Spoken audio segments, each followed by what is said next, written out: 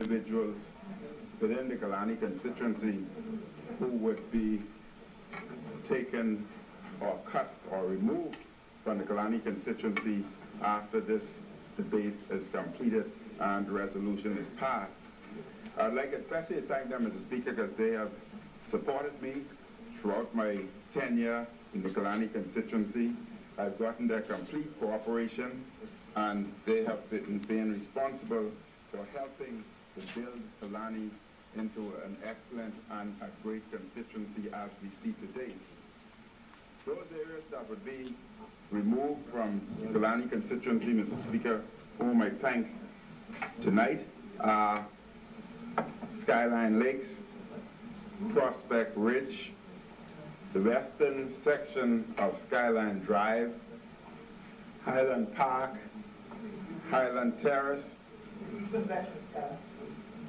eastern section of Skyline Drive, Highland Park, Highland Terrace, Grove West, Vista Marina, western section of Popal Track, Oaksfield, Rock Crusher, and West Stapleton. And Mr. Speaker, at the same time, I'd like to welcome the new section that would be added to our Kalani constituency. And that new section, Mr. Speaker, I refer to as West Ridge, Sandyport, Delaport Point, the Nesbitt area, Sea Beach, Mr. Speaker, Tropical Garden, Gambia, Love Beach, Old Fort Bay, Lightfoot Key, Mount Pleasant, Jacaranda, Charlottesville, and Tanbury, Indigo, Saffron Hill, and Bestwind. Mr. Speaker, I'd like to welcome them to the constituency of Kalani, and of course, that sector that remain, again, I am happy and delighted that they would remain within the Kalani constituency. Mr. Speaker, during this debate, we will be talking about constituency change and the decrease in constituency numbers from 41 to 38. And if we refer to Article 68 of the Constitution, Mr. Speaker, Article 68 speaks to the minimum number of constituencies within the Bahamas being 38. But Article 70, Mr. Speaker, I place great comfort in, as it's essential for me to read this article, Mr. Speaker, because I think my entire debate would be based on this article. And Mr. Speaker, Article 70 of the Constitution states, the Commission shall, in accordance with the provision of this article, at intervals of not more than 5 years, review the number and boundaries of the constituency into which the Bahamas is divided. Mr. Speaker, essential in that article is not more than 5 years. But what is even more important, Mr. Speaker, is sub-article 2 of Article 70, or paragraph 2.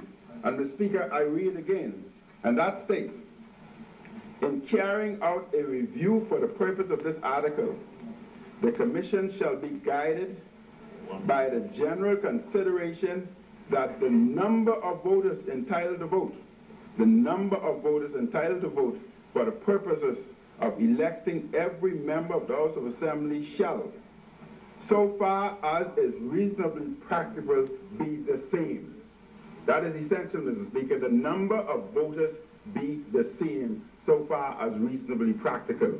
What is also most important in this article, Mr. Speaker, and I read again, the practicability of elected members maintaining contact with electors. Mr. Speaker, that again is very important. What this article is pointing out is that when our forefathers had written the Constitution and stated that we should have a minimum of 38 constituencies, our forefathers took this article very serious, knowing that in order to maintain contact with the voters, it was essential to have a minimum of 38 constituencies. And that word, as I progress through this debate, Mr. Speaker, contact, maintaining contact with the constituents is very, very important. Mr. Speaker, I just want to divert here a little to the Caribbean, where, before I go to the Caribbean, Mr. Speaker, I want to point out that in April of 2007, the Bahamas had 41 seats. The total number of voters was only 150,684. But New Providence alone had 101,514 voters. And New Providence had 25 boundaries. So we're saying that each constituency must have the same number as voters as is reasonably practical. And therefore, Mr. Speaker, that is why it's essential to review constituency boundaries. But when we look again, in November of this year, the number of voters registered was 138,355. And New Providence alone, again, has 96,721. And again, when you look at the number of voters in some areas are 3,000, and to be exact, 3,003, as in Bain and Grantstown, whereas some areas, especially Golden Isles, would have had 4,962. So again, Mr. Speaker, if you're adhering and following the Constitution, you can see that it's necessary to have changes so as to, as reasonably practical, have the same number of voters throughout the constituencies. And Mr. Speaker, that is extremely important. But if we divert to the Caribbean, you would see that in Barbados, the population of somewhere around 300,000, the number of seats within Barbados would be 30. But remember, in New Providence, where in 2011, with a population of 196, we had 25 seats.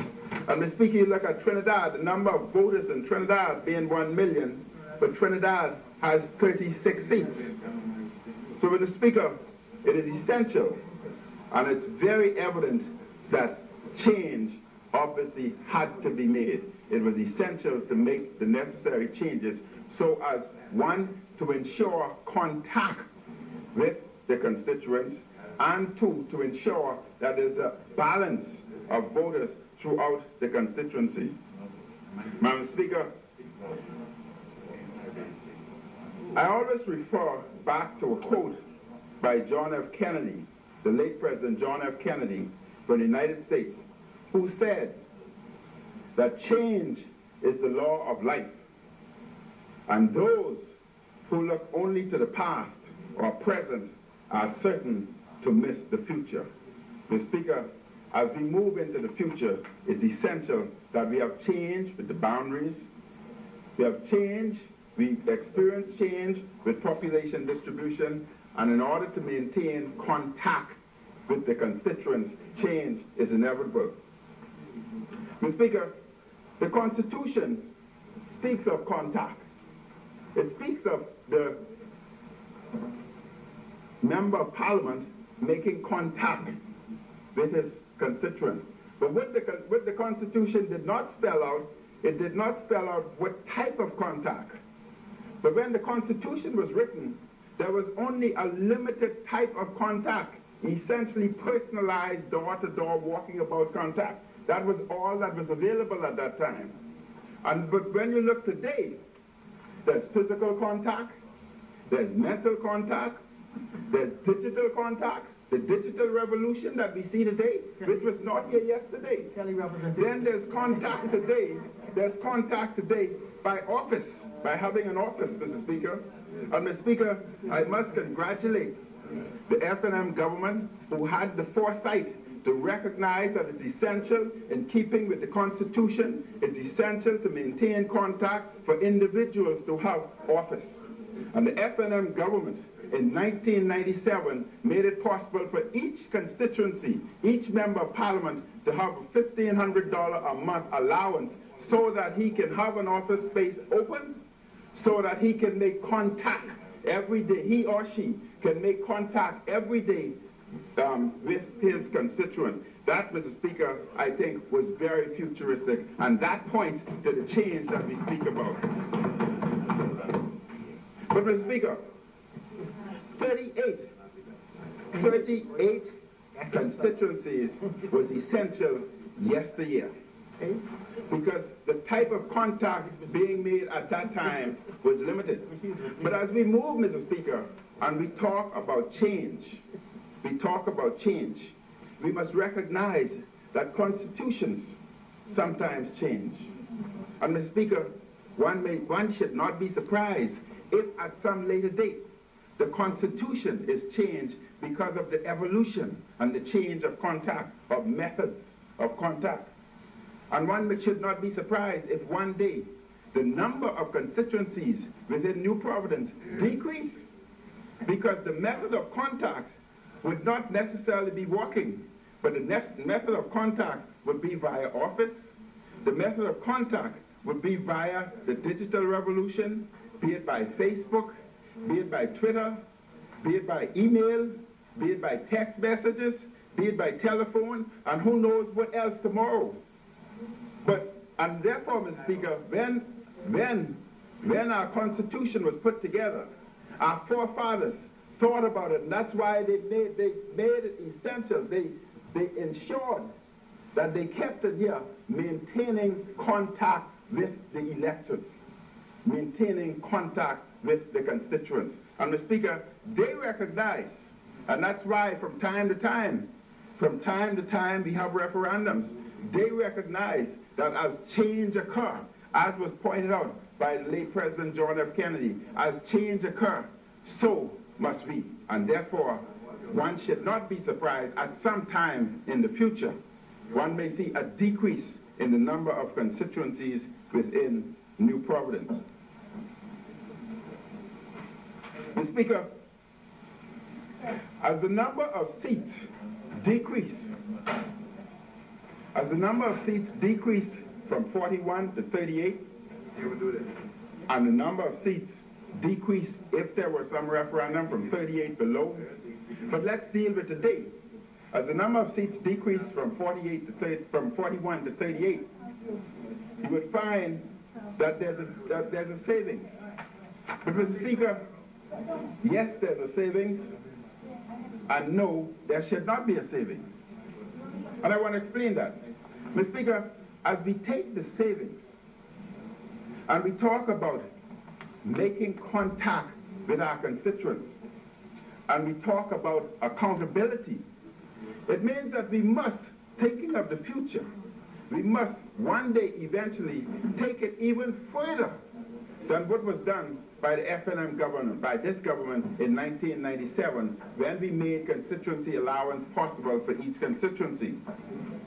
But what will happen eventually, Mr. Speaker, is that the savings, or the monies that we generate in savings, will eventually be utilized for office staff, for computerization, for proper functioning of office, for research, so that you can have more meaningful and constructive debate, so that we can deal with national issues, so that we can deal with issues and not sometimes minor issues that are not important to the nation, but minor issues that may be important for one individual's ego. So, Mr. Speaker, those are the direction, that is the direction that we must continue.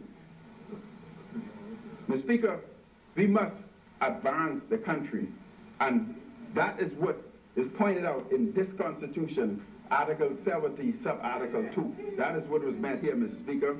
And, Mr. Speaker, as we advance, accountability must also play an important role, so that the constituents can make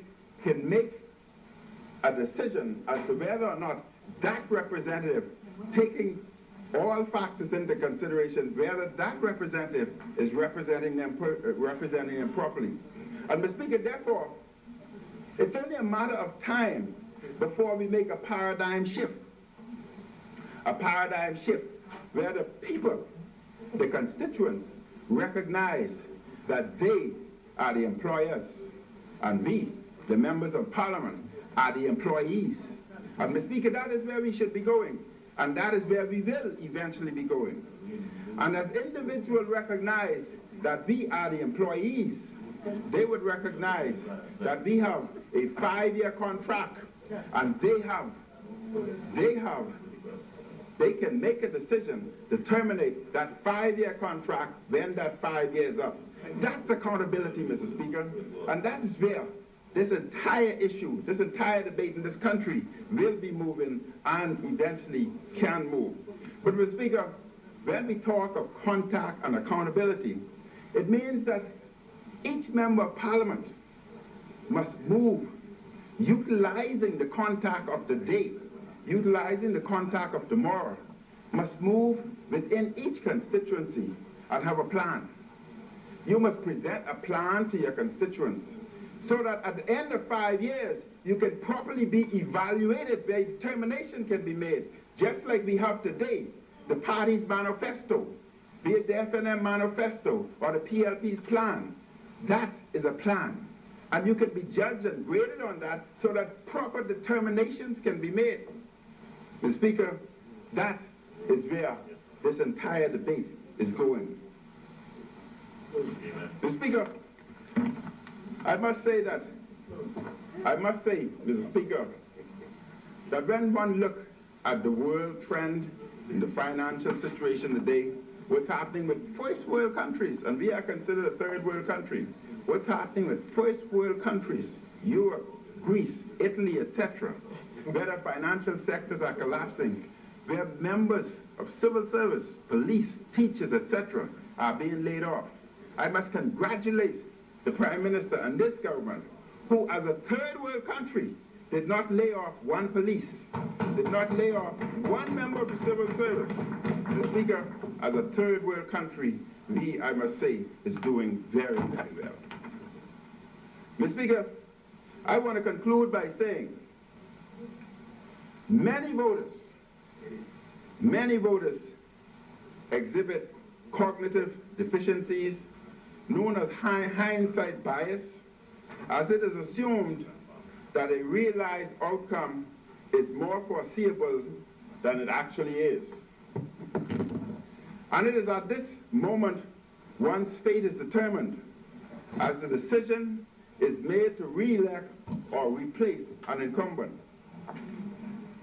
With the proposed boundary changes, Mr. Speaker, I seek to encourage new territory and release those that were once a part of this great constituency of Kalani. I am committed to remain relevant, committed and accountable to you, the constituents, as your employee. And I take a quote from the French philosopher Jean-Jacques Rousseau, who said, and I quote, "As soon as public service ceases to be the chief business of the citizens, and they would rather serve with their money than with their persons, the state is not far from its fall." As I serve my constituents, Mr. Speaker, I want you to know that I will always serve my constituents to the best of my ability. And I say to the new constituents that are being added to the Kalani constituency, I would continue to walk about, but as you see my staff, my personnel, the other members of the Kalani constituency walking about, and I'm not there, just remember that I may be not too far behind. It may take me an extra week or two to reach that point, but I can assure you that with Kalani almost occupying in terms of land mass 1/2 of New Providence, it will take me some time to arrive, but I can assure you that I will arrive. I encourage the new constituents and the voters of Killarney to form more associations in areas where there are not any. And those are areas that has associations, I encourage you to strengthen, and we will do our endeavor best to assist. I ask all those in associations to continue to press hard with our KYN program, Know Your Neighbor, as this program would help to combat crime.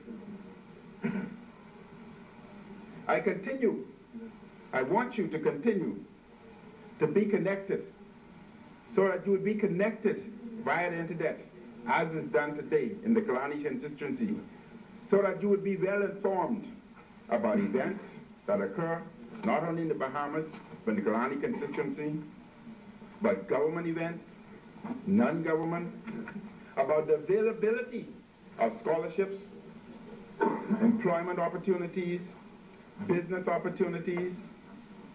Allow yourselves to be a part of our job skill bank. Stay in contact so that you can become involved in our tutoring classes, especially in preparing our kids for BJC and BGCSE. Stay in touch, BGCSE, stay in touch so that you would know when our health screening programs, our monthly programs are done. Stay in touch so that you would know when our vaccination programs are done or other programs. Stay in touch so that you would know when our inter-association, the associations within the Killarney constituency, when our inter-association bowling contest planned for February of next year would commence. And I ask all those within the Killarney constituency who have not yet registered with Killarney, please go on to killarneymp@gmail.com, and I encourage you to leave your email addresses, your phone numbers, cell numbers, so that you can receive information in a regular fashion, so that you can be informed of what is happening, and we can continue with our virtual form of local government, so that you would be our eyes on the street, so that we would remain in contact, if not by body, we would remain in contact by technology, so that you detect a problem within Killarney, be it pothole or some problem, BEC, water and sewage or whatever, you can contact our Killarney Voice so that we can deal with that matter appropriately. I ask you to log on so that you can leave that information, so that you would know within the Killarney what our 24-hour hotline number is, so that if you have a problem, you can contact our 24-hour hotline, so that you know that you would have a response the following day and your problem would be dealt with.